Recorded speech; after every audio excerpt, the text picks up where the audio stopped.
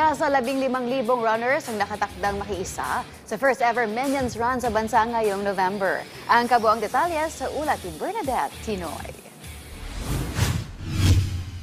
Ready ka na ba sa Banana-tastic experience? Makaisa na ngayong November 30 dahil sa unang pagkakataon, sasamahan ni na Stuart at Kevin ng ating mga teammates sa kauna-unahang Minions Run 2025 na gagarapin sa Mall of Asia Complex, Pasay City. Ayon kay Run Rio founder Rio de la Cruz, 15,000 runners ang tatakbo para sa ilang kategorya gaya ng 10 km, 5 km, 3 km at 1 km race. Nais din ni Run Rio General Manager Andrew Neri na mag-enjoy mga kalahok, kaya naman sulit ang programa para sa family bonding at first-time runners.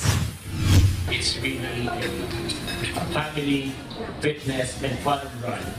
Kasi ang na-attract po natin dito ay hindi yung mga runners, hindi masyado tumatakbo. So, for us, when we do license events, we are very overwhelmed kasi nag-join our mga fans of the brand, fans of Minions. So, we're so happy. The majority of them will be joining us. Most of them are families with their kids.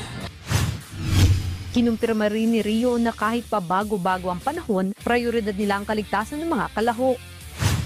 Our staff already trained, and of course, hindi naman tayo magpapamaya. And we always make sure yung basic requirements natin. Yung safety, security, medical support, and of course, yung experience ng runners nila pagkakaroon nila ng finish time.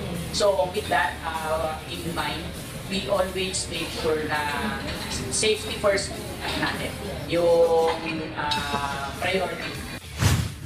Samantala, ilang linggo naman bago ang Minions Run, hindi na matago ni Alaric Lopez de Leon ang kanyang excitement kung saan makikipagkarerahan siya sa 10-km race. Anya pandemic na magsimula siyang tumakbo at hindi niya palalampasin na sumali sa nasabing fun run.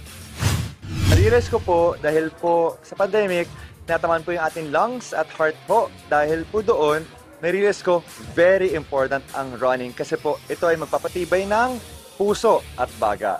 One way to get people to enjoy running is by having a motivation of having their characters being seen running.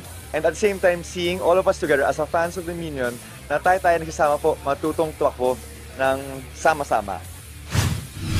Kasama sina Kevin at Stuart, tsak na mag-e-enjoy yung mga teammates natin para sa darating ng Minions Run 2025. Bernadette Tinoy para sa Atletang Pilipino, para sa Bagong Pilipinas.